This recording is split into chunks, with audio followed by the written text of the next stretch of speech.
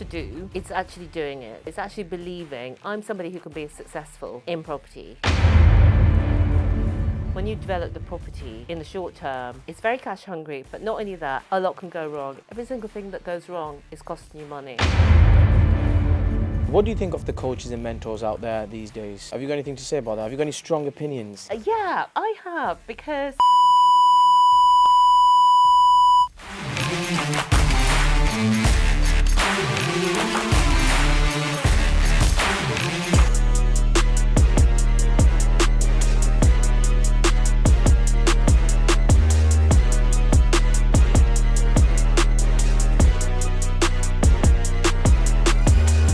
Welcome back to my channel where we discuss personal development, business and everything else that's connected. If this is the first time you are visiting my channel, then please hit the like and subscribe button. Just to let you know, we are now releasing videos every Wednesday 11 AM and every Sunday 3 PM. Make sure to tune in as you don't want to miss them. For me, I started this about 6 months ago. yeah, it's doing really well, isn't it? It's doing all right. And I'm all about just getting guests on, entrepreneurs, and just sharing the journey, and just wherever the conversation flows, it flows. Yeah, exactly. Yeah, and sometimes you ask some really interesting questions Like what? I just wouldn't have thought of that. I want to know because I'm going to ask you. No, don't ask me. No. I want to know what stood out or you thought, oh. Well, they tended to be going quite deep on things. And I was like, oh, right, okay. It is uncensored, right? Yeah. It speaks for itself, right? So, Stephanie, Hey. you escaped your 9 to 5, Yes. have a multi-million-pound property portfolio, Yep. co-author of Rent to Rent Success book, also the host of the top 1.5% globally rent to rent success podcast. Yeah. And I can go on and on. Welcome. Thanks. Thank you for coming today. You've traveled from Wales. Yeah, that's it. Okay, so let's break into this. You've got a multi-million-pound property portfolio. You're doing a lot of things. Yeah. So tell me, like, what are you doing as of today? Yeah.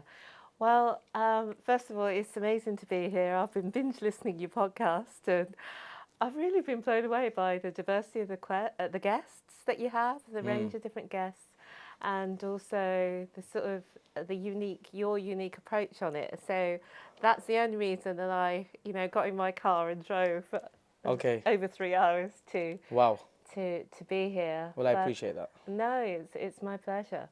So I'm really looking forward to the conversation. So the thing that I kind of like to get across to people is that I've only been doing this for 6 years, 7 years coming up. And what I do today is so different to what I was doing 7 years ago, such that I would never have imagined that I would be doing what I'm doing today.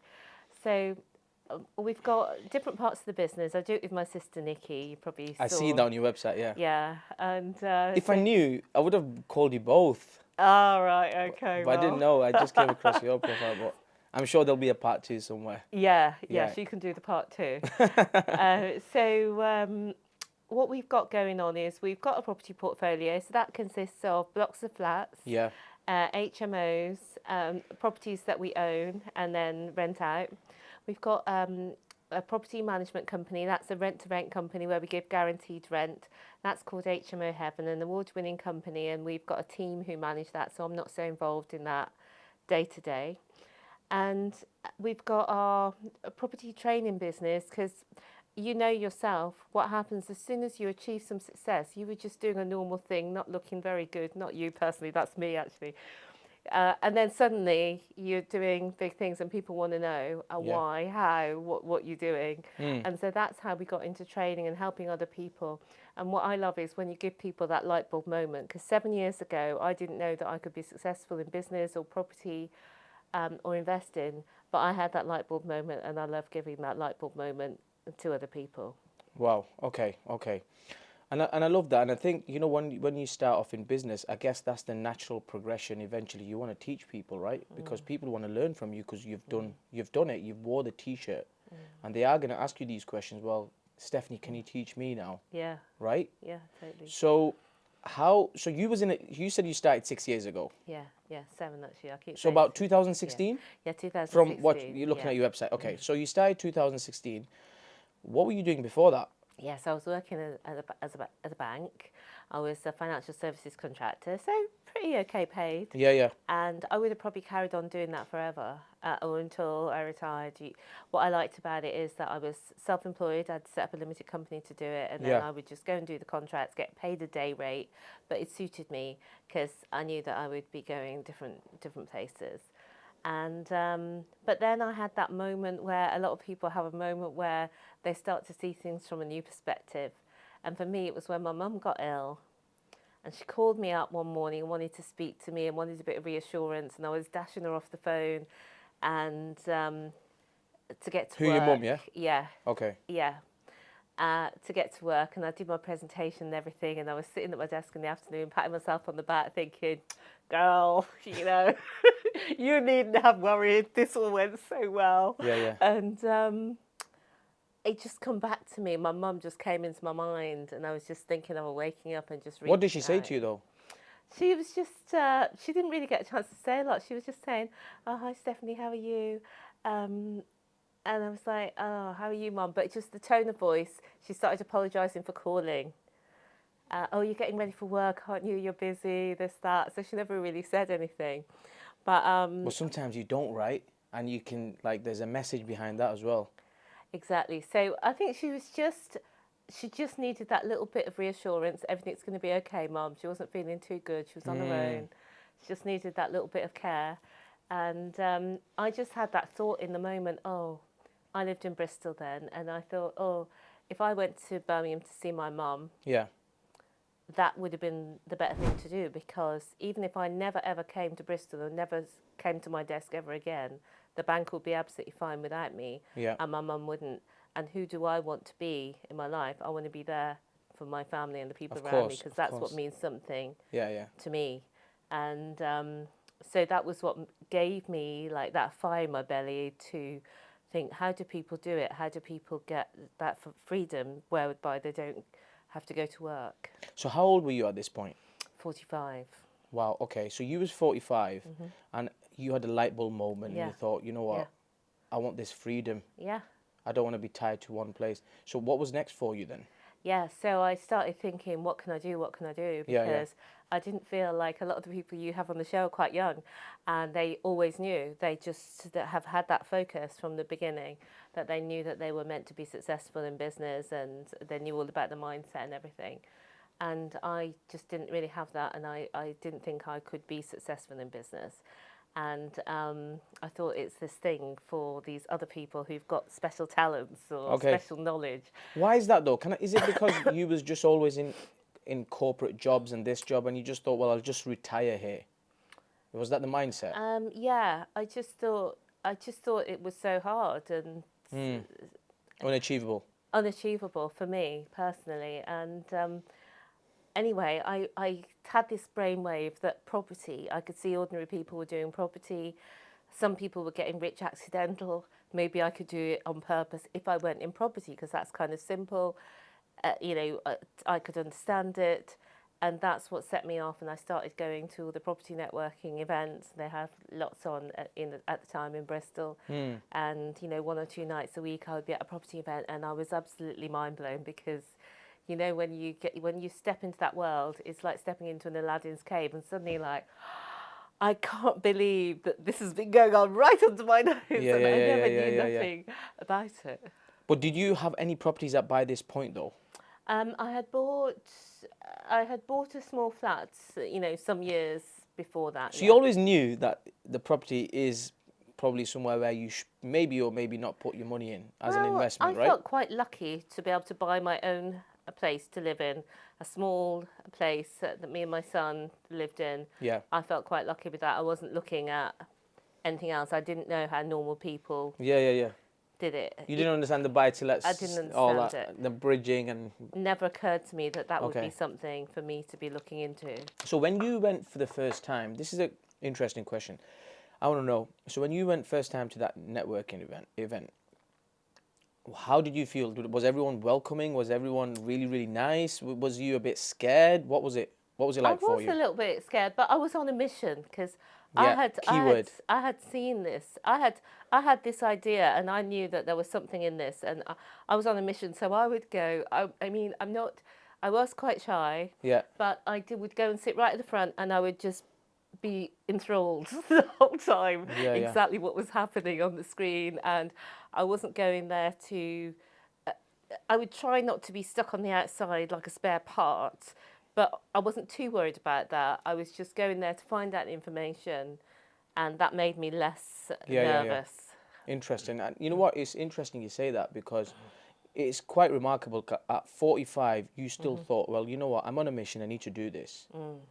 Where, yes, people do it in their 20s, and you were saying this and that. But I think it's even bigger, even more of a bigger challenge if you do it at a later age. Because you just kind of think, oh, well, I'll just crack on now. You know, I've already been doing it for 20, 30 years. Yeah. So in a way, you know, kudos to you for that. Yeah, but it was just like there was just this thing there that I could not do it. It was like it was outside of myself that this was all happening, and I was not normally a person like that. But suddenly I was a person who was doing things. I was at these things, and I was. It took me a while, because first of all you're going along and you're saying, oh, somebody's doing developments, they're borrowing money off their family and friends, somebody else is doing, I don't know, commercial conversion, somebody's doing HMO, somebody's doing this, somebody's doing that, and you're like, oh my God, each week you're like, oh, I could do that, I could do that, I could do that. But then one week there was these two guys, and they were talking about how they were renting these properties, and they were putting these big numbers on the screen and saying, oh, we made £50,000 on this one, then that would go across, £75,000 on this one, blah, blah, blah. And they were just renting these properties and I thought, this just sounds too bizarre. But that was the day that I thought, right, that's it. That's what I'm going to do. Yeah, you thought, okay. So it was a bit all over the place first. You were getting dragged here, there, and then you thought, right, well, this is for me. This strategy is for me. And then you went for the rent-to-rent, did you? I went for the rent-to-rent for the HMOs. Got it. Interesting. Yeah. So did you invest money with a mentor then and learn about this? And yeah. So what I did was I like to know the full thing, and then I can do it. What made me so confident, because as I say, I'd gone from never thinking business or anything to thinking, right, I can definitely do this, was that not the particular guys I saw, but I could see online that there was all these people doing it. When you looked at the pictures of their properties, they looked terrible. And I thought, wow, these are people that are renting out these properties in this condition. I thought, wow, I could do this better just by adding care. I'm already a mom. I've run a household. Yes. I know how to, I know how to manage a house. I thought to myself, if they can do it, I could do it. Definitely. And that gave me a lot of confidence. I can't remember the question now. Yeah. So basically, you went into the rent-to-rent. Yeah. And you decided that was your strategy. That was my strategy. But what did you invest in? Did you invest some money into it? There was a guy at the time, I don't think he's doing it now, who did a one-day course. Got it. And on the one-day course. One-day course? Yeah. Okay. You got all the information about rent-to-rent, how to get the properties, what to do, in a what's it called, hard copy. There was nothing on, even though we're in the computer age, everything was hard copy. So anyway, it gave me the framework, so I thought I had kind of understood it, and then once I got that, I thought, yes, I get this now, and then I started doing it. Started searching for properties, and did you know how to become compliant and everything, or do you just go for your first property and thought we'll deal with that later? I realised what I needed to do: insurance, PRS, the Property Ombudsman Scheme, the ICO, the Information Commissioner's Office. I knew that I needed to do all those things, but I thought let's find let's find the property. And I think that's good. Yeah. So I set myself up. I was so productive because I'm a procrastinator, or I have been in the past. So if people are watching and they think, I never get anything done, I start so many things, I never finish them, I was like that. But on with this, I had this little list app, it doesn't exist anymore, Wunderlist. And I would write everything to do with this property thing on that list. And in lunch hours and after work, I would be on this list, you know, ringing the agents, setting up the different things that needed to be setting up, writing out the things that needed to be writing out so that I knew what I was going to say and stuff like that. Interesting. You was a lady on mission then. I was on this, and Yeah. I was so, you know, you go through these different phases in your life. I was so certain that it was all going to work out. Yeah, you were certain, right? Yeah, I was like, I had that certainty. Because you wanted it. You hated your current position, and the why was stronger than the hate. So yeah, that's why you made it happen. Yeah, the why was stronger than the fear, because I think what I was holding me back previously was fear. Maybe I'll get it wrong. Maybe I'll fail. But with this one, I thought to myself, if the worst happened and I did fail, I could go and get another job. So it's not like... This is the biggest thing I say to people. The worst thing that can happen is you're going to stay where you currently are. Yes. Why would you not just take that jump, right? Yeah, and where I was, it wasn't ideal, but it wasn't like terrible. Yeah. It was just not exactly what I Interesting. wanted. So how long did it take before you found your first property? How many viewings did you do? Can you remember? Pay attention. I've got some exciting news for you guys. I've launched a 7-day total free audio course for you guys, which is going to help you improve and elevate your mindset, and it's also going to help you in your business. All you have to do is go and sign up every single day, day 1 to day 7. You will receive a free 2-minute audio from me in my own words, in my voice, and what that will do is help you in your business and your mindset. Make sure you go and sign up and let me know how you find it. Yeah, well, I was living in Bristol, and I was going to Newport in Wales to do my viewings, which was about 40 minutes away. Yeah. And I remember I'd gone on there on this Saturday, and I had the letting agent, and we were seeing about 4 or 5 properties. And now, you know, a letting agent is only interested in you when they're going to get some work, or when they're going to get some commission, or when there's something. That's what business is. So we spent this whole morning. She'd got out of her bed on a Saturday to show me all these properties. And you're essentially doing what they're doing, right? And no, we could have worked together, but I said something as we were coming back into town. I said something, and she realised that it wasn't going to be... I said the wrong thing, and it wasn't even what was going to happen, because we could have worked together. Like, she would have still got paid. Yeah. We would have done all the work, so it would have still been a good thing. But I said the wrong thing. Got it. And after that, she never spoke to me again. She dropped me back in the town, and the temperature had gone like sub-zero. I got out of the car. I thought I could still... mend the relationship. Mend it, but she never answered another call from me ever again. Did you realise what you had said, though? Only afterwards. Got it. Only afterwards, because I was still a bit green.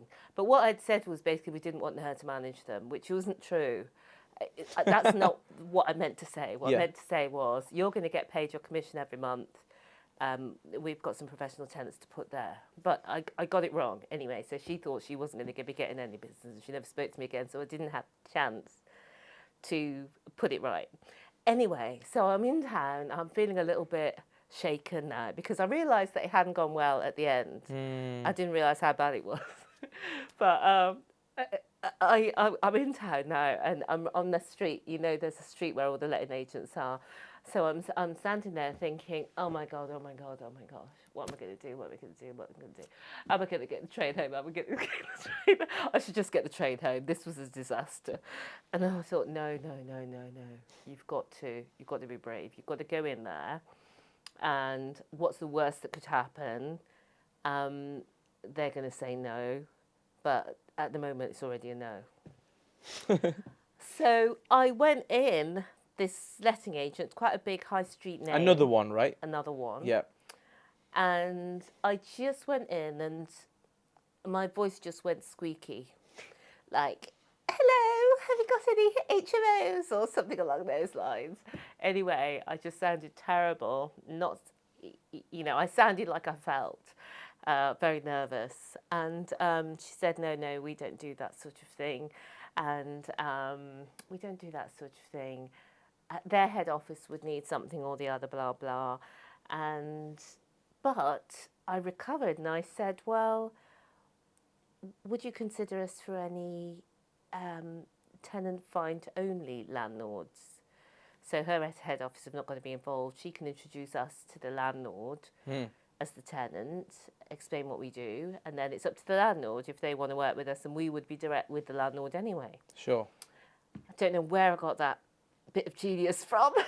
She started shuggling me across to these big screens she had, showing me these 2 properties, which was like 2 minutes away, and they was up on the same street as each other, 5-bed and a 4-bed, and that was that. And we went to see those 2 properties, not the same time. Appointment was made. Me, Nikki, my sister, the letting agent, and the landlord all rocked up there, and that was our first viewings and our first. Got it over the line then, did you? And it was so funny because we were so, like, you could just picture it. We were so eager, Beaver. I actually had a clipboard, and I was going into the room saying, "Oh yeah, we would definitely, yes, we would replace this carpet, wouldn't we, Nikki?" and stuff like that. And we would do this, we would do that, and the landlord must have just been laughing to himself. He did tell us years later, because he was a landlord in his 50s. Right. He had started buying properties in his 20s. Wow. He didn't have a lot of money in his family. Nobody had been buying. But he was in a manual. He was a contractor, so he was quite handy. And he was an apprentice, so he didn't have a lot of money. But property wasn't that expensive back in the day. He would save up, and then buy a property, and then he would do it up. And that was before you needed an HMO license, etc. And he would rent it out to students. He managed the whole thing himself. In the summers, his whole family, his elderly parents, well, they were elderly when we met him, but they were younger, and they used to come and clean the whole, he was a very hands-on landlord.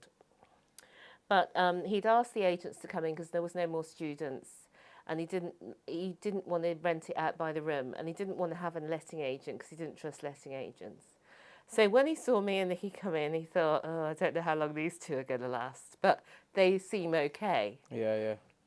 And I think that's the important point, is that, when you meet somebody, if their heart's in the right place or not. Are they coming with good intentions? Yeah. Are they coming with a pure heart? Are they going to be looking out for your best interests, or are they there to shaft you? And so he just rolled the dice and thought, "You know what? I'll go with these girls." Partly because there wasn't too many alternatives coming up for him where he wouldn't have to be involved. Interesting. Okay, so have you still got that property now? Yeah.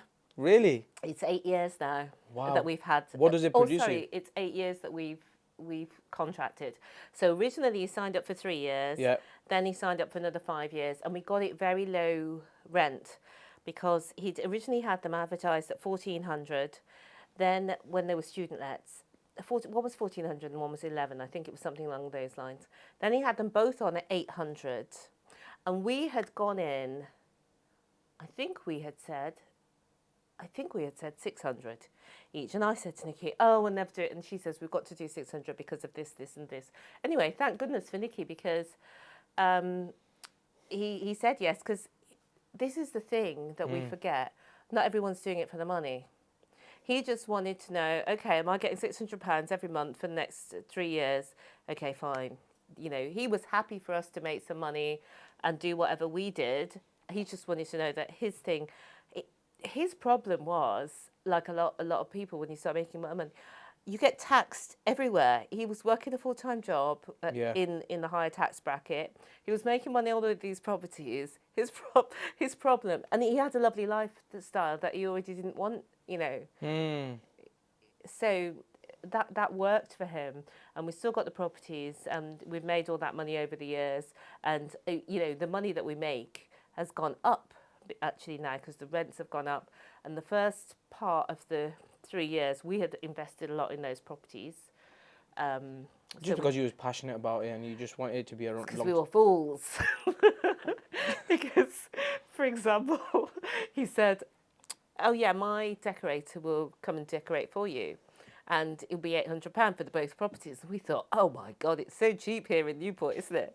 Anyway, the decorator came and he let us walk him around the whole house saying, "Oh yes, we'll have that as a feature wall, and all the woodwork, we want it going to white gloss." So you were paying for all this? Yeah. all the woodwork was going to white gold. Well, we had got the rent at such a great deal that it suited us to like pay for the decor and everything. And the guy knew that as well, the landlord.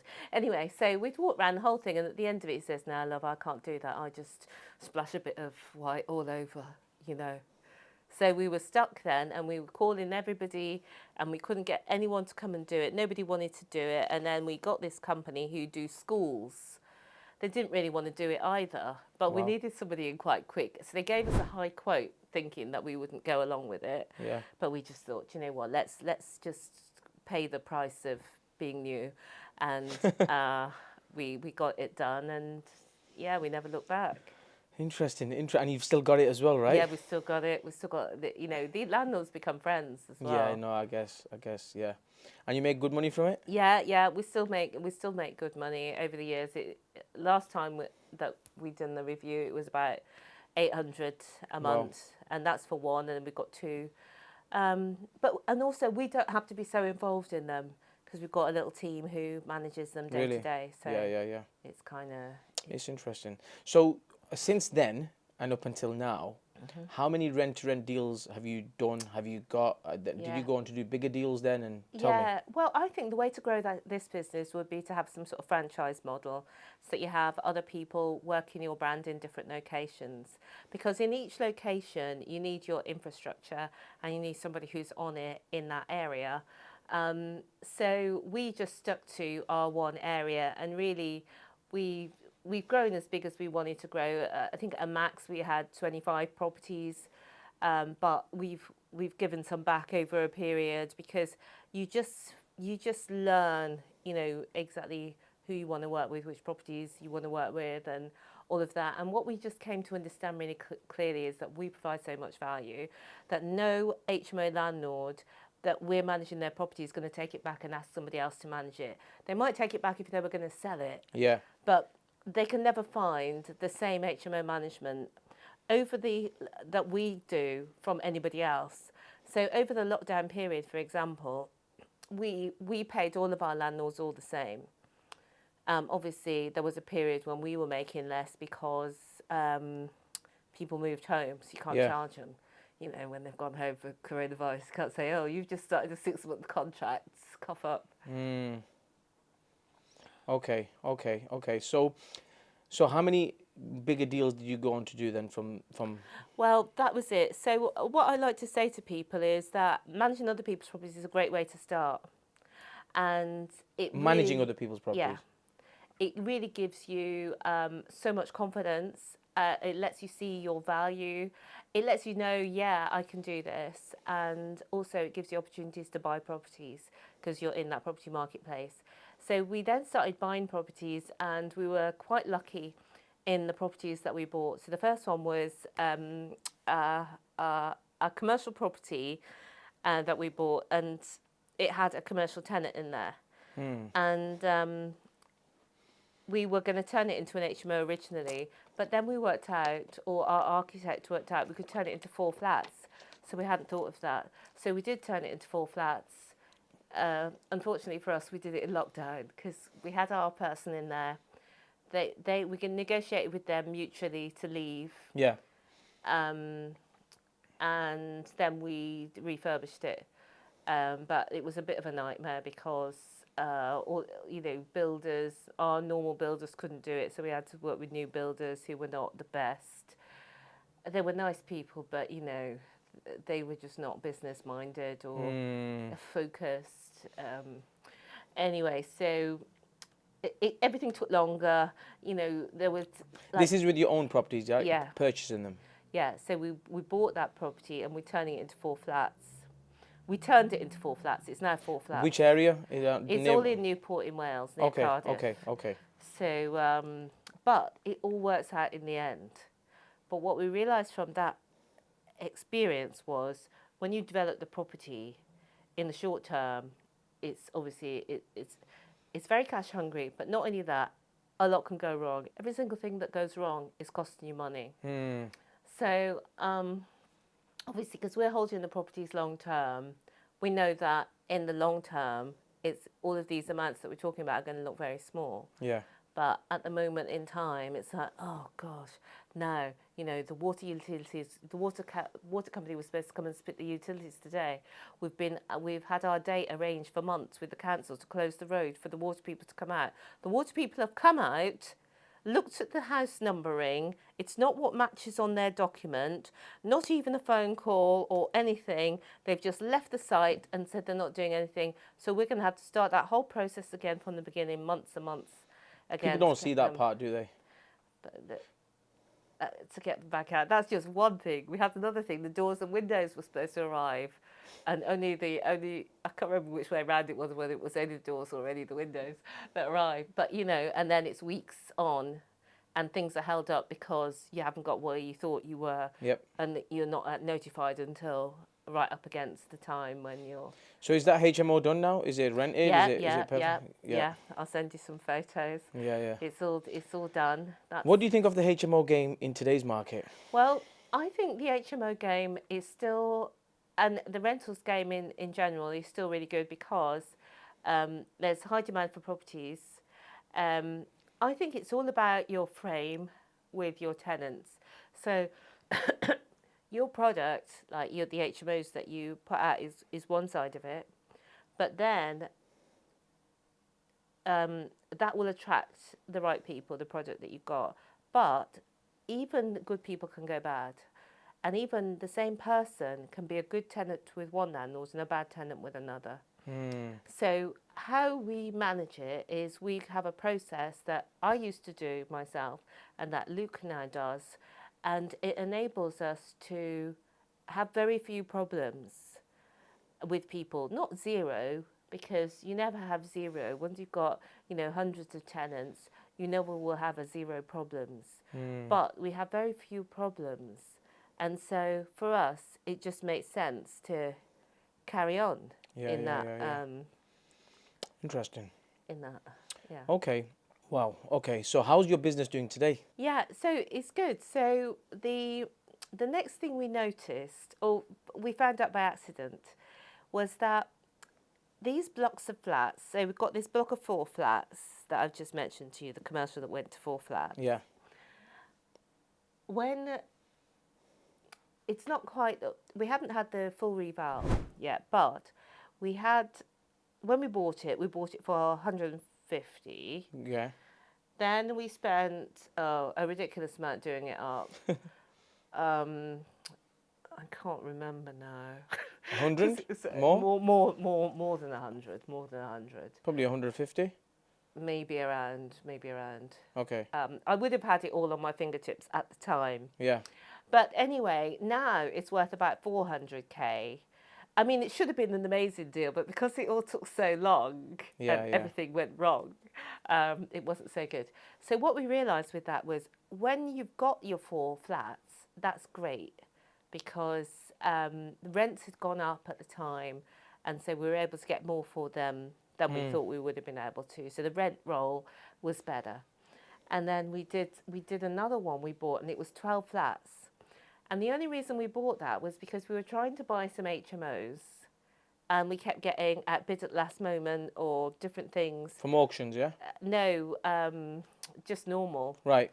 But other people were coming on the picture, and anyway, we couldn't close on any of these HMOs that we were trying to buy, normal standard HMOs. And then we saw this property, 12 flats. We was the only one interested.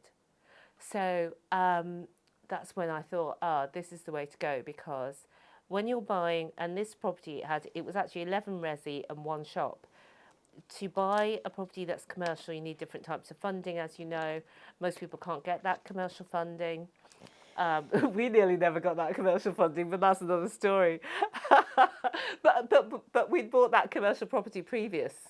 Yeah. And so we had some experience by then, so we could get the commercial funding. Anyway, what I'm trying to say is there was fewer competition, and we bought that property for £375,000, which is £32,000 per unit. Now, even in the valleys and the wilds of Wales, where nobody, goes or lives, you cannot buy a house or a little rental unit for that price. And then our rents on it were very good as well. They started off, I think when we first started renting it out, it was £450 a unit. But then now it's gone up even more because rents have gone up. Since then, we've had that since 2019. We bought it, as I say, for 375, and now on a 10 times multiplier, which is what it was valued on when we bought it. The rental income was 440,000. That was the valuation at the time. Sorry, 44,000 per annum. The gross rental income was previous when we bought it, and the valuation was 440. We bought it for 375. Our rental roll now is 66, so that's a valuation of around 660,000. But you probably wouldn't get that because you know they never value to what you think. But it's still going to be a lot more than. Well, you've done great things, and are you still like as of today looking for properties, and you know is that still, or you've gone more into like education side? Well, you don't need many properties, and what we want to do is that one's 12, so I think the sweet spot is maybe about 24. 24 properties. Units. Okay. Buying, like doing a deal, like the same amount of work. In fact, probably more work and stress went into the converting the commercial into 4 flats than buying the 12 units and just doing them up one by one as people left. Also, when we bought that 12 blocks of flats, it's already cash flowing because people are there paying the rent. When we bought the property, it wasn't in that great a condition. Interesting strategy there, As people move out, it's a phenomenal strategy because you've got 12 rental incomes, you've got one roof. In one block, right? Yeah, in one block. Yeah. You could do it, you know, we're doing them as long-term rentals, but you could do them as essays and... Yeah, you could do them as essays, you could, you know, outsource the management and stuff like that. But, so we would like to do more developments, but on the blocks of flats where you buy blocks of flats on one title.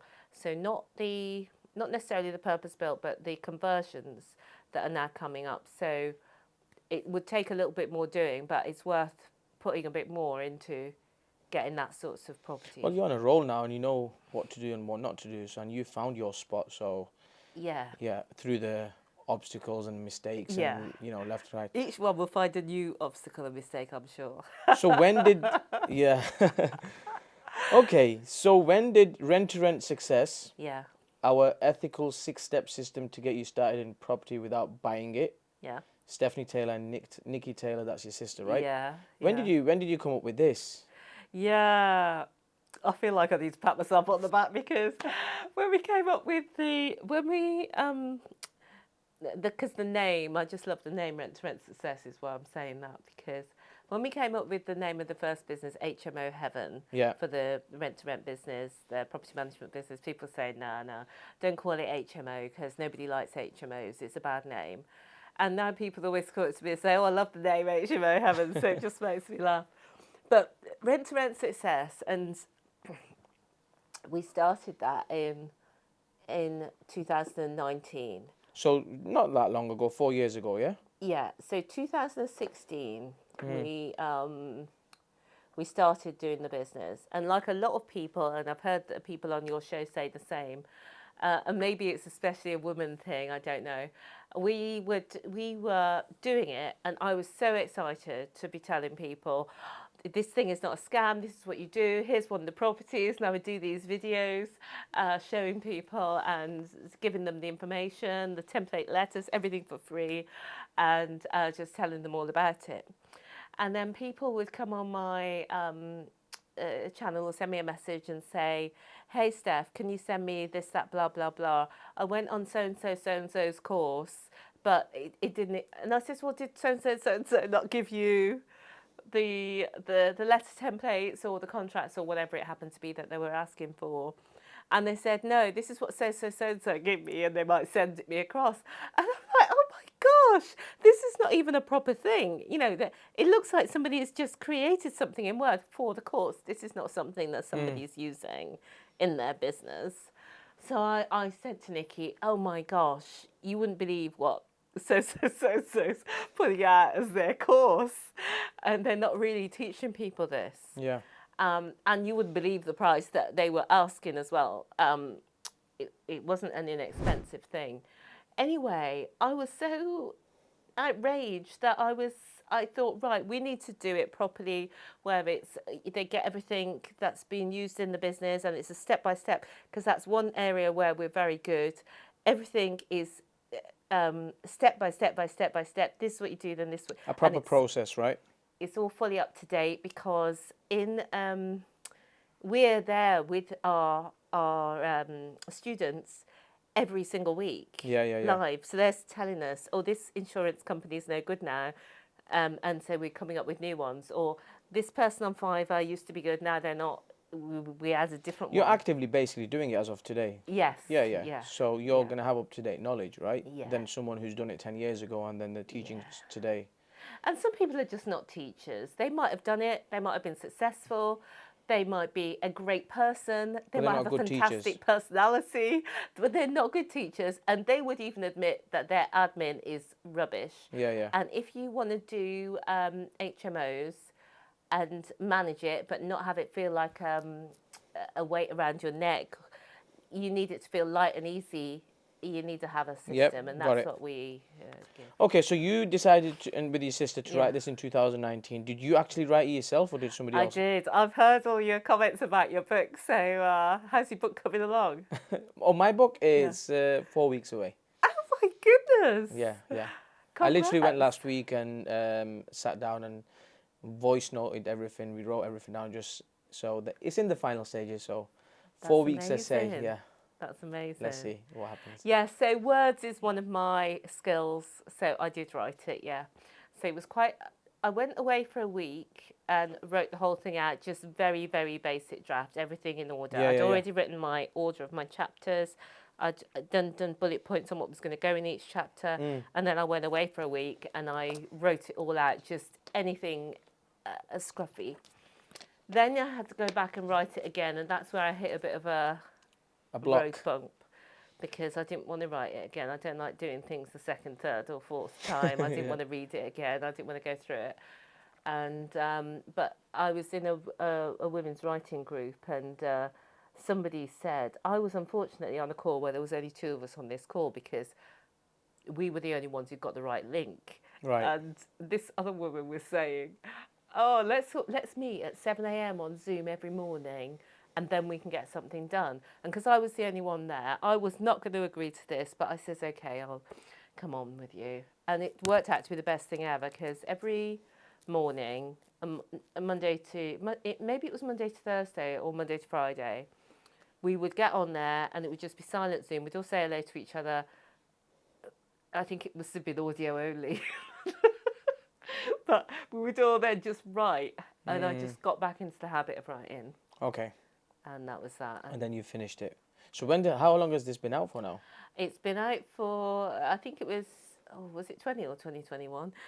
Okay, so still a few years. Yeah, and I'm so proud of it, because we put it on Amazon, and we really worked hard to make the book. I wanted it to be the best book on Rent to Rent, and to give people the 6-step system. Not everybody can afford mentorship or even wants mentorship, but I wanted them to have the what of this is the 6-step system. This is what you do. If you do these steps, you will be able to do this. Yeah. Okay. So and that it does that, and it's got over 300 5-star reviews on Amazon. Wow. Okay. And not many non-famous people have got so many reviews. Got it. Sorry, on Amazon. It's the #1 ranked book on Amazon for Rent to Rent. And it's in the top 10. If you go into UK property books, it's usually in the top 10, even though it's years after publication. Sometimes I go in there and look, and it's at #1, which makes my day. I'm sure it does. So what do you do for marketing this? Do you market it, or do you put money behind it, or not really? Well, we do. We want it to get it to as many people as possible. So we share about the book on the website and so on. Yeah. And when we do promotions or we do ads, we do it to the free copy. So I'll give you a link for people to get a free copy of the instant access book. So I do a bit of promotions, but I'll have a chat with you because I've got some ideas for you. Okay. And how to start off and encourage people to review and things like that, because that helps your rankings. Okay. As well, and your sales. Oh, interesting. Yeah. Okay, cool. Looking forward to that. Okay, so what drives you today then? Like actually drives you in your day to day? Yeah. So what drives me is I look in the mirror now and I can't recognize myself. People can't believe that I'm shy or was shy or suffer from poor self-esteem, or for a lot of my life, and that's because now I have these mental tools. So what drives me is just helping other people who feel like their world is closed, who feel like they cannot get out of the situation that they're in, and saying, actually, yes, you can, and it's all right within your power. And I had my son Alex when I was very young, and I think that and lots of other things and the battles that come with that, like financially speaking, and I don't know, it just took me a long time to get into my stride. And then in the last 7 years, the trajectory has been like so fast, and I'm like, wow, why did nobody explain all this to me? But if somebody had said, well, it's just the way you think, I wasn't ready for that information. Yeah. So what's been your biggest challenge that you've had to overcome, do you feel? I think it's that belief that I can't do things, or that other people can do things, but it's not for me. Because that belief just stops you from moving forwards. It doesn't feel like it's a thought, it feels like it's the truth. And so getting out of that, it actually takes a lot of work, and it feels quite uncomfortable. And that's why most people don't do that. Well, partially is they don't know. And secondly, when you do know, or you hear people say, oh, it's just thoughts, just change your thoughts, it's actually quite hard to change your thoughts and the beliefs that you have about yourself. And so people kind of... Why is that, do you think? I think it's just part of the human condition, that we are trained to notice the dangers everywhere, to see where we might be failing and where we might get eaten by a lion, because that's what used to keep us alive. But now we're in a different world, and the people who succeed are the ones who are able to redirect their thinking. Every single person who's successful believes in the power of mindset. And a lot of people who are not successful in the way that they want to be successful, because there's lots of different ways we can define success, do not believe in the power of mindset. So I didn't believe in the power of mindset. I thought it was a load of old rubbish, and I couldn't understand why people were paying for it, and especially some people seem to be paying rather a lot for it. But there's nothing more powerful than our minds. AI is powerful, but it's not as powerful as yet as the human mind. So we have this amazing supercomputer that can transform everything in our life, just if we will just give it a little bit of input daily. We can... So what can you say to someone who is probably in that place and who thinks that it's just a load of rubbish? Like what to do in order to get your mindset in the right direction? Yeah, I think we all have exactly what we need within us to achieve what is within our potential to achieve. So the things that I want to achieve that are in my mind, that are the sparks that maybe I buried, they're the things that I can achieve, and you in your mind will have different ones. Yeah. But if I'm in a place where I don't think I'm very worthy, maybe I'm not taking care of my appearance, maybe I'm not taking care of my health, maybe I don't get up like I should do, maybe my job is not going well, maybe all these things. And so it's a bit too far to go to, okay, now I'm working out at the gym every day. Yeah. But you can take the very next step in front of you.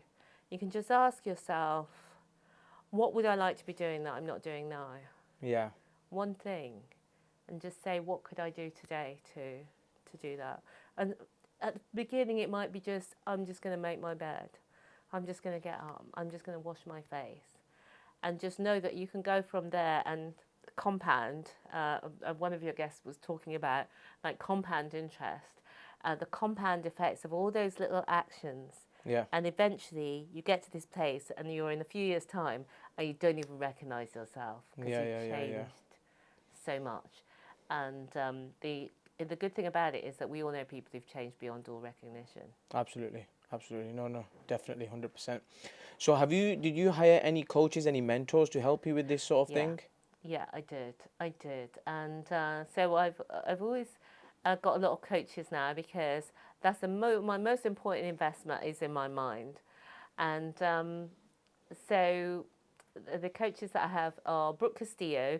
So Brooke Castillo is an American life coach, and she might turn off a lot of people because she talks about being successful and making a lot of money. And her goal is to make £100 million in a year, and she's currently, I think, about 50 million over the next few years. What's her name? Brooke Castillo. Okay. So BROOKE. Castillo is CASTILLO. And why I fell in love with Brooke Castillo, I listened to a lot of podcasts, as I was saying to you, and the podcasts have really changed everything for me. There was a podcast I listened to when I was doing our online course, which was all about online courses. I worked with that guy as a mentor, and we had such phenomenal success with the training business, and we were able to make it so much better than I think the average person who just tries to put it together themselves. Yeah. But Brooke, why I loved Brooke is she taught me two things that really changed my life. I'm just going to keep it short because I know we haven't got all day. But the first one was, she taught me that relationships are just the way you think about someone else. So I was complaining, for example, that my mum's too negative. So I wanted to call my mum every week. When I would call my mum every week, she would complain about my nan, who's in her 90s. And something would have happened, and I'm like, oh, but Nan didn't mean that. Oh, Nan doesn't... So the conversation would be very... I would find it draining and negative. And I didn't want to call, but I did want to call. So anyway, according to Brooke Castillo, what I should do is... I'm feeling negative because I'm thinking my mum is negative, and I'm actually creating that result. So what I must think is something that I truly believe, which is I'm lucky to have my mum to talk to. I'm lucky that I get to call my mum and she gets to complain to me, or if that's what she's going to do. So when I start feeling like I'm lucky that I get to call my mum, which is also true, the conversations just went totally different. I didn't complain to her about this thing. I just called her up with the thought, I'm lucky I get to call my mum. And when we're on the phone and she's complaining about, I just goes, yeah, God, yeah, terrible.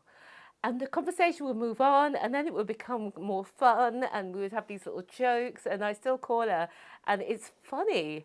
And we just by changing that little outlook the way you've just described it, right? And I was so skeptical, and that's when I thought, oh, this woman's onto something. And I went deeper with everything that she had. What does she charge for yearly programs? Is it? Oh, there are different things that she does. One is called it used to be called the Life Coach School, and it's now called Get Coached. But that's a monthly thing where you get all of the courses she's ever done in a portal, and there's loads of live calls every week with all different people. Got it. And that's £300 a month. But she's got another one where you can train to be a coach, and that's several £1,000s, over £10,000 to become a coach. But when you become a coach, what you learn to do is show people their own minds. Yeah. So when we're in our own mind, even though I'm speaking to you as somebody who knows what they're talking about, my mind is still just as crazy as everybody else's. So it's still telling me stuff that's not true, that I'm totally believing, that's having negative outcomes for me. And so when I see my coach, she is basically holding up a mirror for me to see, oh my gosh, I didn't realise that that's what I was doing. And then you have a lot of these breakthroughs, and then you become better. Better person, yeah. And so I wanted that tool because I thought, wow, this is the most powerful thing on earth. Of course, yeah. And I want to be able to teach this. We both, my sister and I, both became certified coaches, and it just helps us with our property training because the biggest hurdle that people what is the biggest challenge you see? Is not what to do, it's actually doing it. So it's actually believing I'm somebody who can be successful in property.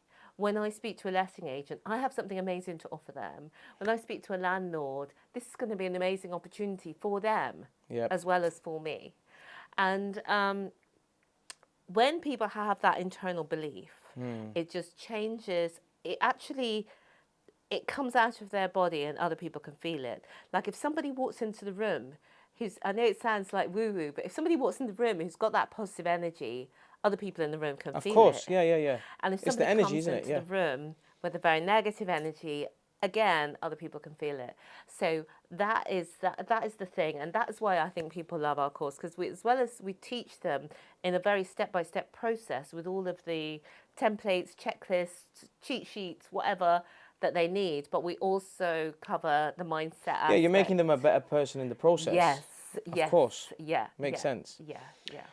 Interesting. What do you think of the coaches and mentors out there these days? Yeah. Have you got anything to say about that? Have you got any strong opinions? Hey YouTube, I'm really sorry to cut you off, but I have to share this with you. I want you to get to your next level, and I believe that personal development is the gateway to success. So what I've done is I've gone and created a 7-day free audio course. This is totally free. All you have to do is sign up, and from day 1 till day 7, every single day, you will receive a 2-minute audio from me, which will elevate your mindset and give you power in your business. Make sure you go and sign up and let me know how you find it. Yeah, I have, because before I was doing it, I thought, oh, that's such an easy job. And people are just doing it on a whim. But when I'm now doing it, it's an easy job maybe if you only do it for a month or 2 months or 3 months or 4 months. But if you're doing it for year upon year upon year upon year upon year, you have to be delivering, and you have to have something that people are going to come back for. You have to have something that people think is good, and you have to be able to do that consistently over time. So I think for the people who are in it for the long game, they've got something. And people are finding value in it, otherwise they wouldn't be able to continue. Yeah. So I think it is a skill, and obviously some people are better at it than others, but kudos to the guys and girls who are doing it well and have stood the test of time. Yeah, interesting. You was featured on BBC? Yes. Tell me that story. What was that about? Yeah, we've been on a lot of different things. We get called on to go on the television and speak on different things on property. Does this help, having a book? Tell me. Having a book definitely helps. So I've got more speaking gigs, and I've got paid speaking gigs. And of course, especially when it's a good book, because a lot of self-published book look like a self-published book and have the rankings of a self-published book. But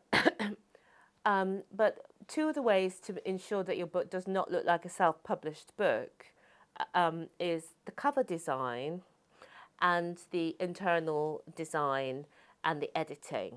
Okay. So the way the book looks on the page and the editing. So for all of those parts of the book, it's really important to work with professionals. But yeah, having a book totally changes the game, especially if it's a good book. But even a bad book will enhance your credibility and standing, because nobody knows what. Most people don't read your book. Yeah, people don't, do they? Yeah, so BBC, what happened BBC? So did they do a documentary with you, or? No, it was just an interview about property, and we've been in quite a few of the national papers talking about, well, you know, with my story anyway, I was, you know, a single mum on benefits, and now I've got, you know, all these properties, and, you know, in this world as well, it's just,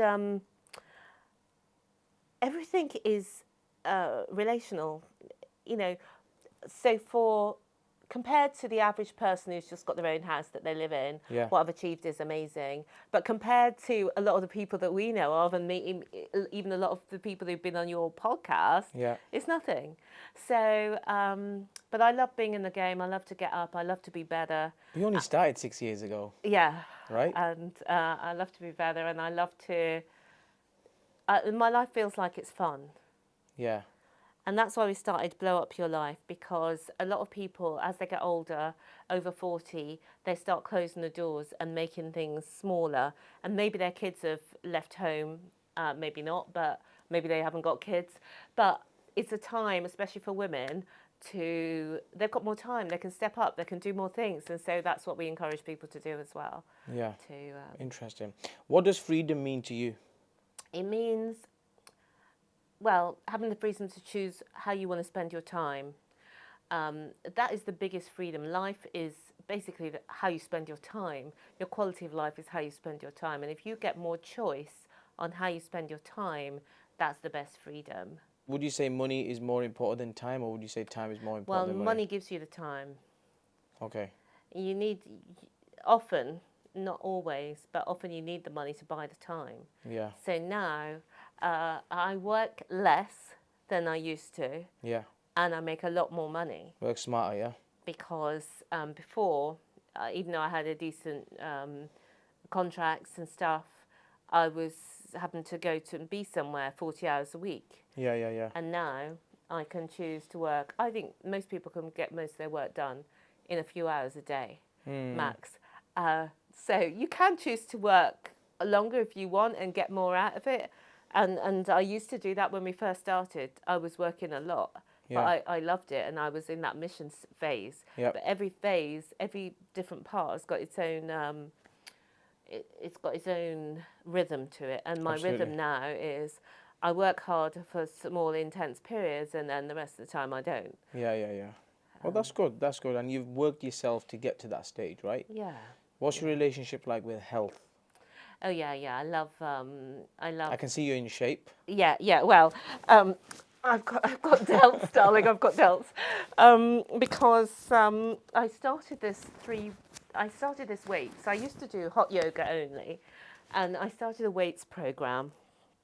And I don't know if you've heard of it. You'd probably be appalled and tell me to get out of town, because proper guys don't like it. Why is it? It's one set to failure. Right. And apparently there's research that says, but for my purposes anyway, it suits me because I. What's it called?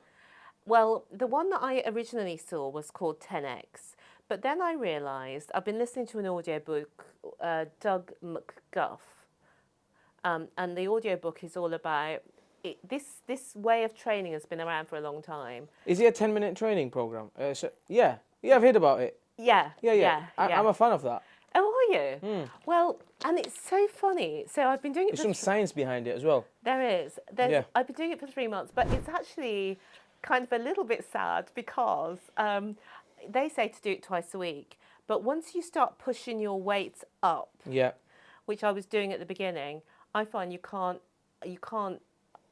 I wasn't being able to progress as much. Right. So actually, maybe I need to drop it to. I had put it up to 3 times a week, but I find my weights weren't going up. I wasn't feeling weak. I was feeling weaker.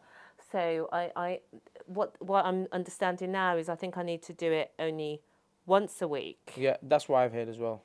And for my purposes, but my arms are really coming, and you look in shape. And I'm. We'll just keep it going, right?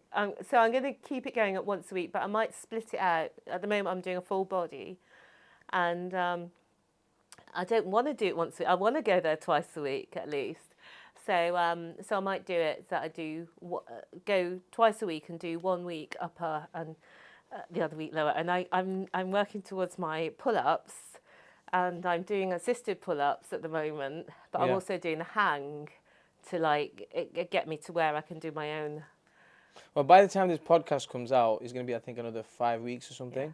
So you can make sure you do a pull-up. Send me a video of it. I'll put it up. Yeah. That's your challenge. Okay. Well, so you got 5 weeks. I've got my pictures in my bikini of, at the start of it, and then I'm going to do it again, because I've just finished it now, and I'm getting another fat scan, DEXA scan, a VO2 max to see if it's made any difference. Because I just find it so intriguing that a short workout like that can really have such a difference. Yeah, I mean, everyone's energy is different, so yeah, a workout's a workout, right? Okay, cool. So you've got, tell me about this, lastly, before we finish this off. You've got this top 1.5 globally rent-to-rent podcast. How long have you had it for? And I want to know about podcasts. We've had 250,000 downloads. Wow. It's on Buzzsprout, and they send you these little notifications. So we've had 250,000 downloads. I set it up, I think it was I think I started in 2020, so it's been 3 years, and it's mainly a UK thing because we talk only about the UK rent to rent. And you and your sister, right? Yeah, well, I host most of them, but she's going to come in and start hosting a little bit more. But it's mainly me.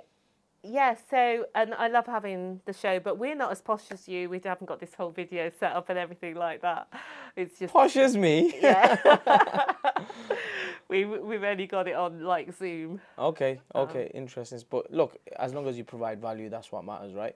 Yeah. So are you week in, week out? Yeah, Is it? yeah, Is it every week? every week. And I used to do it twice a week, whereby one of the episodes was like answering somebody's question, and then the other one was like either doing a solo episode or doing an interview episode. Interesting. Well, keep that going. Yeah, right. You have to come on there. No problem, anytime. And talk about, because you help people start to get property as well. Yeah, so I only work with business owners though. Mm-hmm. Because I'm a business growth coach, so I work with business owners who are already making money. I'll show them how they can put systems in place to grow that.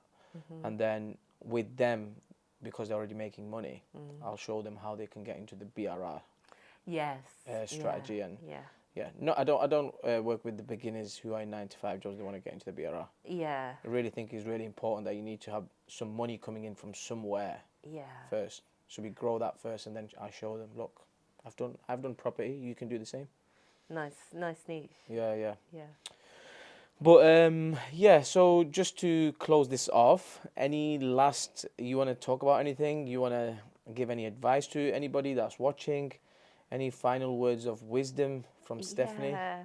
Well, I just want to say 3 little words that I say to myself, or if you're having a down moment, or just beliefs to live by. Believe bigger, be bolder, be a game changer. So believe bigger is like the first step when you're in that down time and you've started to believe that this is your life and that nothing more is possible for you. Yep. But some little spark has said, surely there must be more to life than this. And that's your time to start believing bigger. Even if you only can believe that the next step is possible for you, that is something that you can consciously do. So believe bigger is the first one. Be bolder is the next one, because as soon as you do that, your own brain will start saying, you're such a fool. Or, I don't know why you thought that you could do this. And other people around you who are not used to seeing you in this new mentality, like even my mum said, don't do it. It's sort of not going to work out. Why are you leaving these good jobs? Not because she doesn't love us, but because she does love us. So when I say be bolder, it just means be bold enough to stand in your own power and say, yeah, I'm going to do this thing, whatever it is. And be a game changer is about when you start to change things for yourself, you become a leader in your own life, in your family, in your community, in our world. And be a game changer is about being that leader, being the person you want to be, being the example. Wow, that's really, really powerful, I think. And I think and the way you just broke that down as well completely makes sense. But thank you for sharing that. I mean, is Stephanie in a relationship or is Stephanie single? Stephanie is single. Oh, really? Yeah. Okay. Yeah. Is Stephanie looking? Yeah, I think what I've found since the days where my fire has been stoked and I'm really into what I've been doing, I love connecting with people who are on a similar journey. Yeah. Doesn't matter. They don't have to be in business, but they've just got that similar mindset of they want to do something, whether it's they want to get the fit body or whether they want to just be the best parent. It's people who are have some sort of mission. So I love connecting with people, and I think the more I'm out there connecting with people, the more I'm just going to meet somebody who I don't want to go past. Yeah. Well, I like that. But have you got a specific criteria? You'd be like, is there some men you just would not go for? Yeah. Tell everybody. Who should stay away from you? Well, I think the people. I think energy matches energy. So I agree with that. Yeah. The people who like me for a certain reason, and they can see what I'm like. I'm the same way on your video as I am. People are sometimes surprised when they meet me at the event. They go, "Oh gosh, you sound just the same as on your podcast," and I do, yeah. But I don't know. Do they have to be earning a certain amount of money? No. Well, that's one good thing, because now I got the money, y'all.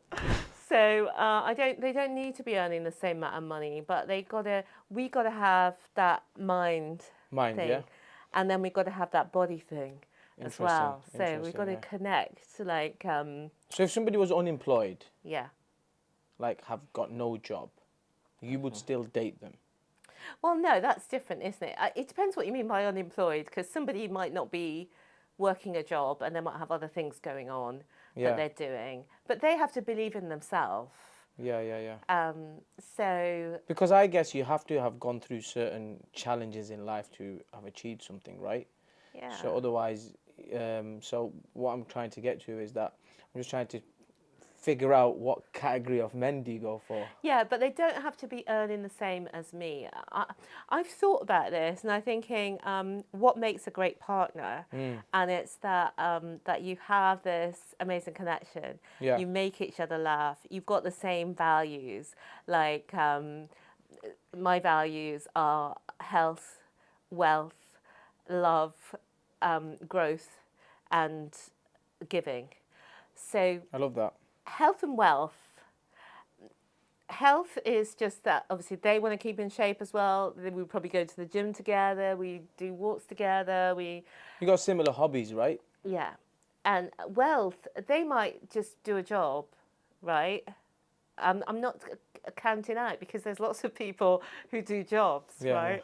Yeah. And but they're putting something aside. They're thinking about, the future and stuff like that. And growth, I think that's important as well, as somebody who's obviously interested in being more. Like, everybody who listens to this podcast is interested in being more than they are now. Of course, yeah. So interesting. Would you go for a younger guy? Well, what's the limit? It's so funny, because lots of younger guys do message me and stuff, but I think I just want to have that mental connection. And if the guy was really mature, or maybe that's the wrong word, but if we connected and we had that deep connection, then maybe it can work with a younger guy, but not like massively younger. Yeah. But yeah, if somebody was a bit younger than me, that's okay. And if somebody is a bit older than me, that's okay as well. Okay. It's just the right person rather than a specific age. I definitely think people are going to get in touch with you after this. Is this a new aspect to the podcast? Yeah, dating. Dating with Ibby. Yeah, okay. Well, Stephanie, thank you so much for coming on. It's Thank been you. Great speaking to you, and I think you've given some really, really good value. And what we'll do is all the links that you've sent, we'll put it in the description below, and then people can get in touch with you and work with you. Amazing. Thanks. Thank you for coming. Thanks, Ibby. It's been brilliant to be here. Thanks so much. No problem.